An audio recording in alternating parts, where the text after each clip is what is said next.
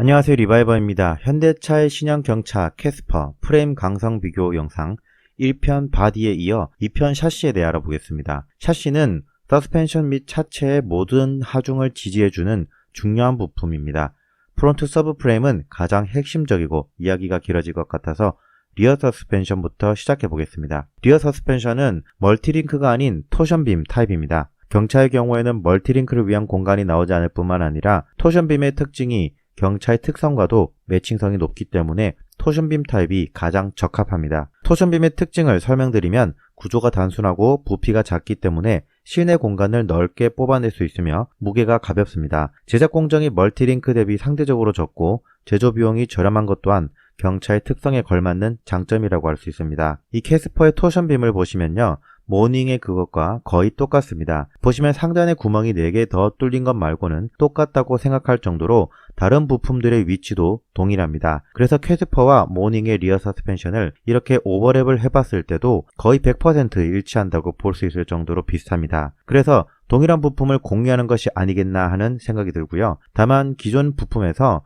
강성과 내구성이 크게 변화하지 않는 범위 내에서 약간의 경량화를 위한 4개의 홀 성형이 상단에 들어간 것은 아닌가, 그렇게도 한번 추측을 해볼 수 있을 것 같습니다. 어쨌든 리어 서스펜션은 많은 부품들이 모닝의 그것과 공유된 것으로 보여진다고 할 수 있겠습니다. 다음으로 프론트 서브 프레임입니다. 프론트 서브 프레임을 보시면 자동차 하체를 좀 아시거나 하체 리뷰를 좀 보셨거나 현대차 3세대 플랫폼에 대해서 들어보신 분들은 딱 보면 신기하다고 할 만한 포인트가 있어요. 바로 기존의 모닝에 적용된 H형 서브 프레임 앞 양쪽으로 사이드 멤버가 추가되었다는 건데요. 이것뿐만이 아닙니다. 프론트 엔드 모듈까지 이렇게 붙이고 나면 최근 현대차, 기아가 신차에서 내세우고 있는 3세대 플랫폼, 이 3세대 플랫폼의 시그니처라고 할 수 있는 프론트 서브 프레임의 형상이 우물정자형으로 완성되는 겁니다. 물론 소나타나 아반떼 3세대 프론트 서브 프레임은 모두 영접으로 이어져 있고 캐스퍼는 이렇게 프론트 엔드 모듈을 볼트와 너트로 조립한다는 것에는 차이가 있습니다. 그래도 꽤나 우물정자 형태를 갖추어서 3세대 플랫폼의 특성들을 가져오기 위해 노력했다는 점이 보입니다. 여기서 또 특이한 점은 이 프론트 서브 프레임이 완전히 새롭게 설계된 것이 아닌 것 같다는 점입니다. 처음부터 3세대 플랫폼을 목표로 했다면 아반떼나 소나타의 그것과 형상이 유사했을 텐데 캐스퍼는 왠지 모르게 덕지덕지 추가된 느낌이랄까요?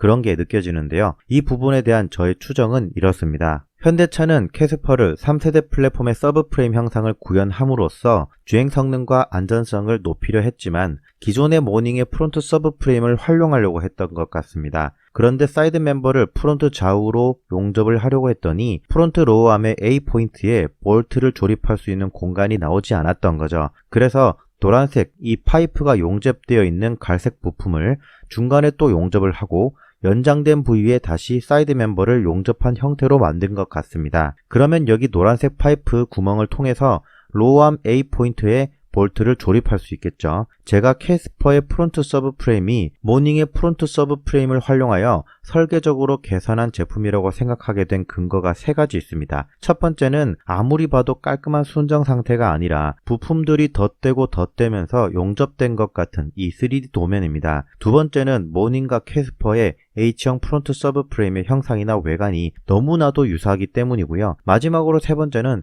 국내 경차 판매량이 계속해서 하락해왔기 때문입니다. 마지막 근거에 대해서는 그게 무슨 상관이냐 하면서 의문을 가질 수도 있겠죠. 2017년 경차 판매 실적이 14만여 대였습니다. 그리고 2020년 경차 판매 실적은 10만여 대였고요. 30% 가까이 줄어들었어요. 2017년도 모닝이 지금의 3세대 모닝입니다. 그 당시 대비 지금 30% 판매가 줄었다는 것은 생산도 30%가 줄어들어서 공장 가동률이 70%밖에 안 된다고 해석할 수 있겠죠.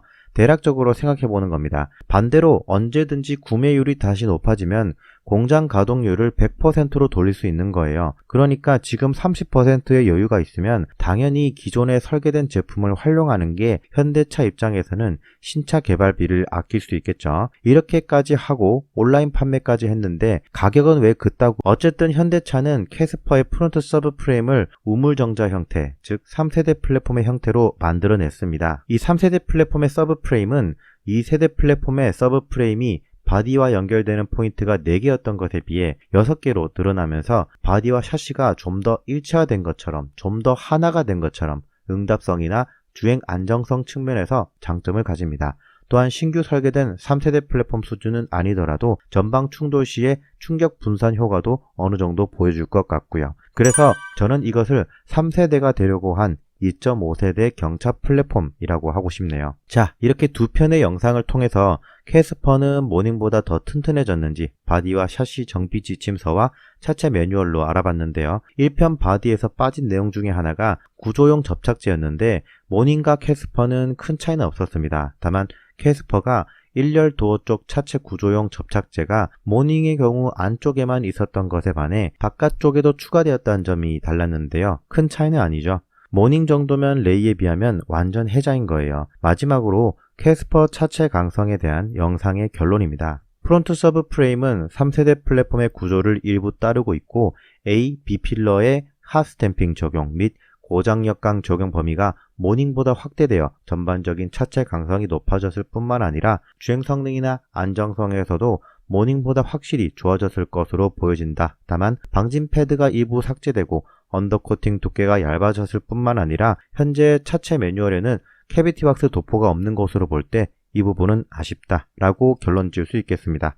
여전히 캐스퍼 가격에 대한 논란이 많은데요. 100% 온라인 판매로 이뤄졌다는 점과 인건비가 현대자동차 대비 상대적으로 낮은 광주 글로벌 모터스에 조립 외주를 줬다는 것을 전제로 한다면 저는 이번에 조사한 바디와 샤시만으로 봤을 때 결코 저렴하진 않다고 봅니다.